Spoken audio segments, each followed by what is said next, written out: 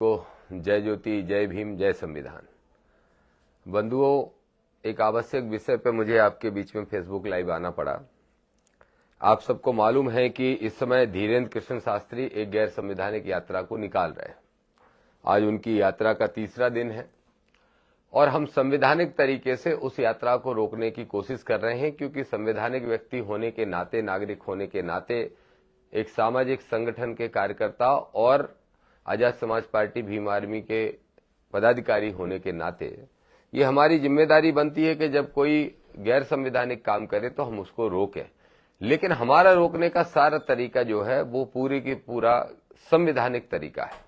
राष्ट्रपति जी को चिट्ठी लिखना हो, चाहे राज्यपाल जी को ज्ञापन देना हो, चाहे हमारे चीफ जस्टिस ऑफ इंडिया साहब को स्वतः संज्ञान लेने का विषय हो, और चाहे सुप्रीम कोर्ट में PIL दाखिल करने का मामला हो, ये सारे के सारे मामले संवैधानिक तरीके से किए गए।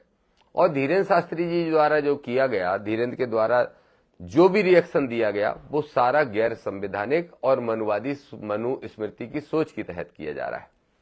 आखिर कहां से ये सोच आती है? ठटरी बांधने की, लकैया लगाने की, देख लेने की धमकी, ये संविधान तो हमें नहीं सिखाता। और जब संविधान नहीं दिखाता तो मनुविधान ही सिखाता है, तो मनुविधान की सोच से कर रहे हैं। एक अभी जो बहुत गंभीर विषय है वो ये है कि कल जब 2 दिन पहले परसों जब मेरा पुतला मेरे ही गृह जिले में कुछ 10-25 लोगों ने, वो भी 2-3 जिलों से इकट्ठे हुए, और उन 2-3 जिलों ने जब वो पुतला जलाने का काम किया मेरे ही विधानसभा क्षेत्र के अंदर, तो उसके बदले में बड़ा स्वाभाविक सा था कि हमारे छोटे भाई केशव यादव जी के नेतृत्व में अगले ही दिन 500 और 1000 कार्यकर्ता वहां एकत्रित हो गए और उन्होंने पुतला जलाने का काम किया धीरेन्द्र शास्त्री का, क्योंकि गैर संवैधानिक यात्रा कर रहे हैं। ये विरोध प्रदर्शन करना संवैधानिक अधिकार है। मैं 2 सवाल पूछना चाहता हूं। जिस दिन हमारा पुतला, मेरा पुतला कोई जला रहे थे, उन्होंने भी एक दिन पहले घोषणा कर दी थी, तो अगर हमारे लोग चाहते तो भी जाके उस पुतला दहन को रोक सकते थे या उपद्रव कर सकते थे। लेकिन चूंकि हमारे एक कार्यकर्ता संवैधानिक है, इसलिए रोकने के लिए नहीं गया। तो इसलिए मैं दतिया के SP साहब से, पुलिस अधीक्षक से ये कहना चाहता हूं, DGP साहब आपको भी मैं ये निवेदन करना चाहता हूं, जरा सोचिए कि मैं लड़ रहा हूं संविधान को बचाने की लड़ाई, और कुछ लोग लड़ रहे हैं संविधान को तोड़ते हुए जाति का और सत्ता का दम्भ दिखाने का काम कर रहे हैं और उपद्रव फैलाने का काम कर रहे हैं। फिर FIR दोनों पक्षों पे क्यों? आप ही सोचिए। अगर जिस दिन मेरा पुतला जल रहा था हमारे लोग जाके रोकने का काम करते तो क्या दोनों पे FIR की जाती? तो FIR हमारे लोगों पे कर दी जाती, क्योंकि वो प्रदर्शन करना उनका संवैधानिक अधिकार था जो लोग कर रहे थे। लेकिन जब अगले दिन हमारे लोग कर रहे थे, 500 की संख्या या 1000 की संख्या में लोग इकट्ठे होते हैं, संवैधानिक तरीके से चले जाते हैं, पुलिस की मदद करते हैं। जैसा पुलिस ने कहा थोड़ा रुक जाइए, विरोध करने वाले जो 30-40 लोग खड़े हैं हम उनको हटा दें, इस नाते 1 घंटे इंतजार किया जाता है। पुलिस अधीक्षक दतिया, आप इस बात को जरूर सुने। 1 घंटे इंतजार किया जाता है आपके सहयोग की दृष्टि से, कानून व्यवस्था ना बिगड़े इस दृष्टि से। उसके बाद भी 25, 30, 40 जो लोग थे वो लाठियां और पत्थर लेके खड़े हैं पुलिस के सामने, और पुलिस ने हटाया नहीं। क्यों नहीं हटाया भाई? पुलिस ने पहले बल प्रयोग करके या पहले उनको कुछ देर के लिए नजरबंद करके क्यों नहीं रखा? 500 और 1000 लोग जिसके साथ चल रहे हैं उसकी जिम्मेदारी है 1000 लोगों को रोकना, और आप 25-30 लोगों को नहीं रोक रहे, तो फिर क्या माना जाएगा? किसका दबाव था? किसका संरक्षण है उन उपद्रवियों को? किसका संरक्षण है? और फिर जब उसके बाद संवैधानिक तरीके से जाके ज्ञापन देके थाने से लौट रहे हमारे सैकड़ों लोग, तो उसके बाद पथराव कर दिया जाता है। और किसने पथराव पहले शुरू किया? एक गैर जिम्मेदार मीडिया वाला आज छाप रहा था, ध्यान रखना आगे से नाम भी ले दूंगा और बहिष्कार भी शुरू कर दूंगा। क्या छाप रहा था? गलत जानकारी छाप रहा है, और मीडिया के सभी साथियों ने सही दिखाया, सही जानकारी दी। एक व्यक्ति विशेष की वजह से, किसी के दबाव में, संरक्षण में, किसी की मदद करने के उद्देश्य से गलत जानकारी एक मीडिया का साथी दे रहा था। जिम्मेदार अखबार है, तो इसलिए कह रहा हूं, क्या लिख दिया कि आजाद समाज पार्टी वालों ने पहले पथराव किया या घेरा तोड़ा। अच्छा, 2 घंटे इंतजार करते रहे हमारे लोग के उपद्रवी लोग हट जाएं वहां से पुलिस के कहने से, और उसके बाद भी हमारे साथियों ने, किसी ने भी ना पथराव किया न किसी ने किसी तरह का आक्रमण किया और उधर से पथराव चालू हो गया। मैं धन्यवाद दूंगा वहां पे तैनात पुलिसकर्मियों को, जिन्होंने अपने अधिकारियों को, उन अधिकारियों को भी जिनने उन पे सख्ती से निपटने का काम किया, उपद्रव करने वालों पे। लेकिन बाद में जो कार्रवाइयां हुई वो बिल्कुल भी निष्पक्ष नहीं है, किसी कीमत पे निष्पक्ष नहीं है। एसपी साहब आप भी देख लीजिए, डीजीपी साहब आप भी देख लीजिए, एडीजी साहब आप भी देख लीजिए, आईजी साहब आप भी देख लीजिए कि अगर हमारा आंदोलन पहले से घोषित है और 20-25 लोग पत्थर और लाठी लेके खड़े हैं और 2 घंटे तक आपकी पुलिस उसको हटा नहीं रही और बाद में अटैक भी वही कर रहे हैं जब थाने से हमारे लोग लौट रहे हैं, उसके बाद दोनों पक्षों पे कार्रवाई क्यों, दोनों पक्षों पे धाराएं क्यों और एक पक्ष पे एक धारा एक्स्ट्रा क्यों? हमारा संवैधानिक अधिकार है आंदोलन करना, विरोध करना, प्रदर्शन करना शांतिपूर्ण तरीके से।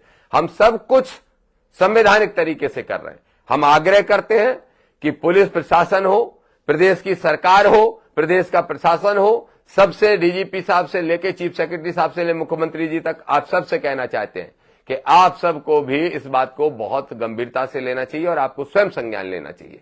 ऐसा क्यों किया गया, किसके संरक्षण में? अगर मानिए वो भीड़ बेकाबू हो जाती और कोई दुर्घटना घट जाती तो फिर उसके लिए जिम्मेदार हमें बना देते। तो क्या ये षड्यंत्र चल रहा है कि आंदोलन के बीच में 4 उपद्रवी भेज दो और ऊधम करवा दो और उसके बाद उनके नेताओं पे एफआईआर करने का काम कर दो? ये षड्यंत्र नहीं चलेगा, क्योंकि कोर्ट जिंदा है, न्यायालय जिंदा है और न्यायालय न्याय देता है, इसलिए हम न्यायालय जाएंगे। एक बात मैं स्पष्ट तौर पर एसपी साहब आपसे और आपके सभी वरिष्ठ अधिकारियों से ऊपर तक कहना चाहता हूं, सबको टैग कर रहा हूं। दूसरा विषय जो बहुत गंभीर है, मेरे साथियों जरा सोचो, एक नैरेटिव फैलाया जा रहा है, एक माहौल बनाया जा रहा है, एक दुष्प्रचार किया जा रहा है। दामोदर यादव के खिलाफ हिंदू संगठनों का प्रदर्शन। अच्छा, कौन से हिंदू संगठन? करनी सेना का नाम ले दिया जबरदस्ती, जबकि करनी सेना का कोई नेता का कोई बयान तो आया नहीं और मैं समझता हूं कि कोई नहीं आएगा, क्योंकि करनी सेना को भी संवैधानिक होना चाहिए और अगर गैर संवैधानिक काम होगा तो करनी सेना भी उसका विरोध करेगी, जहां तक मैं समझता हूं। दूसरा क्या कर दिया, कौन सी एक छोटी मोटी कोई आर्मी बन गई 10-25 लोगों की, वो 4-6 असामाजिक तत्व जो जाति का दम्भ रखते हुए संवैधानिक बात करने वालों को दबाने की कोशिश कर रहे हैं। वो खड़े हो जाते हैं और क्या कहते हैं, कितनी अनर्गल भाषा बोलने का काम करते हैं। उसके बाद भी हमारे लोग सहन कर रहे हैं, क्योंकि हमने सबसे शांति की अपील की और आज फिर अपील कर रहा हूं, शांति बनाए रखिए, हम सारा काम संवैधानिक तरीके से ही करेंगे। बाबा साहब डॉक्टर भीमराव अंबेडकर के द्वारा लिखा हुआ संविधान ही इस देश में लागू भी रहेगा और वही जीतेगा, ये भी मैं कह रहा हूं। लेकिन ये जो नैरेटिव फैलाया जा रहा है, मैं खुद कृष्ण भगवान का वंशज हूं, मैं खुद यादव हूं और इस हिंदू धर्म की या तथाकथित जो भी कह लो धर्मों के अलग अलग नाम जो चेंज करने वाले लोग हो, इन 100 साल में आपने 4-4 नाम बदल दिए इस धर्म के ठेकेदार हो। अगर इस धर्म को दूसरे देशों में कोई जानता है, इस धर्म को, तो कृष्ण भगवान के नाम से जानता है, उनका वंशज हूं मैं। और कृष्ण ने यही सिखाया है कि धर्म की रक्षा तभी है जब समाज की रक्षा हो सके, जब भाईचारे की रक्षा हो सके, जब ताकतवर से जो गलत कर रहा हो उससे लड़ सको। ये भगवान श्री कृष्ण ने सिखाया। और बाबा साहब डॉक्टर भीमराव अंबेडकर ने क्या सिखाया? दे दी ये किताब, इसकी रक्षा करना, इसके लिए लड़ना। तो लड़ रहे हैं, लड़ते रहेंगे, जब तक इस तन में प्राण है तब तक दामोदर यादव लड़ता रहेगा, डरने वाला नहीं, ये ध्यान रख लो। और नैरेटिव फैला रहे हो सारे हिंदू संगठन, सर्व समाज। चलो मेरा सीधा सवाल है, हिम्मत है तो जवाब दे दो, इंदरगढ़ में सर्व समाज की संख्या 40-50 होती है। सर्व समाज वहां दिख रहा था जो मेरे भाई केशव यादव और हमारे Azad Samaj party, Bhim army, OBC के संगठन के लोग और दलित पिछड़ा जितने भी थे उनके साथ सर्व समाज दिख रहा था। जाटव थे, अहरवार थे, पटवा थे, धानुक थे, वंशकार थे, केवट थे, पाल थे, कुशवा थे, यादव थे, गुर्जर थे, दांगी थे, रावत थे, कुर्मी थे, कौन नहीं था? अल्पसंख्यक वर्ग के साथी भी थे, गुप्ता भी थे, ब्राह्मण भी थे, कुछ ठाकुर भी थे। जो मनुवादी सामान्य वर्ग के लोग सोच हैं वो नहीं होंगे, लेकिन जो संविधानवादी सोच के लोग हैं, मानवतावादी, वो भी हमारा साथ दे रहे हैं कि आप सही कर रहे हो। और कुछ मुट्ठी भर लोग, उपद्रवी लोग सत्ता के संरक्षण में अगर ये करना चाहते हैं तो हम नहीं करने देंगे। तो सबसे पहले तो ये नैरेटिव का जवाब मेरे साथियों देना शुरू करो सोशल मीडिया पे कि सर्व समाज दामोदर का विरोध नहीं कर रही, बल्कि बहुजन समाज दामोदर के साथ है। और दामोदर आडंबर, पाखंड और जातंकवाद का विरोध कर रहा है, वो दामोदर करना सही है, दामोदर का इसलिए कर रहा है। ये मेरे साथियों आप जवाब देना शुरू करो। जैसे आप जय भीम लिखते हो आके, जब बहस छिड़ती है उसमें तर्क संगत बात करना और संवैधानिक भाषा का बोल के साथ बात करना शुरू करिए। जवाब दीजिए झूठे प्रचारकों को। सड़कों पर लड़ने की जरूरत नहीं है, कानून को हाथ में लेने की जरूरत नहीं है। संविधान जिंदा है, जिंदा रहेगा। न्यायपालिकाएं जिंदा हैं, जिंदा रहेंगी। सरकारें आएंगी जाएंगी, हम लोग बनाएंगे बिगाड़ेंगे। प्रशासन भी उम्मीद करता हूं ठीक काम करेगा, नहीं तो हम कोर्ट में जाके ठीक काम करवाने का काम करेंगे। अपेक्षा है, मांग है। आज इसीलिए आया हूं, एसपी दतिया को स्पष्ट तौर पर कहना चाहता हूं। नौजवान अच्छे अधिकारी हैं, स्पष्ट तौर पर कहना चाहता हूं, आपका पूरा कैरियर है, पूरा जीवन पड़ा है, आपको बहुत जनसेवा करना है। आपको सरकार ने जो जिम्मेदारी दी है वो बड़ी जिम्मेदारी है।